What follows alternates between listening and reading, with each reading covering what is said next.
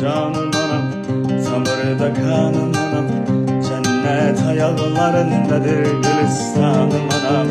Sensiz tüsme sürek, Allah ayırmasın, kederi zulmet geçer sensiz anım anam. Şöhretim şanım anam, melimat sanım anam. Ne kadar ifkanlar bitip bile gülşenlerinde, sen ki bir ömrü fida eylemiş evledina. Ne kadar azap gizlenip saçının denlerinde. Canım anam, tanrıda kanım anam, cennet ayaklarındadır gülistanım anam. Sensiz sözme süreyim, Allah ayırmasın, kederi zulmet ile geçer sensiz anım anam. Şöhretim şanım anam, malimat sanım anam. Ne kadar itkanlar bitip bile gülşenlerinde, sen ki bir ömür fida eylemiş evledine.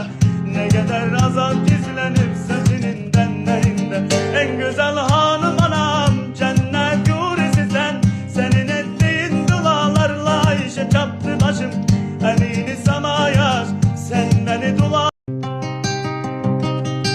Canım anam, samırda kanım anam, cennet ayaklarındadır gülistanım anam.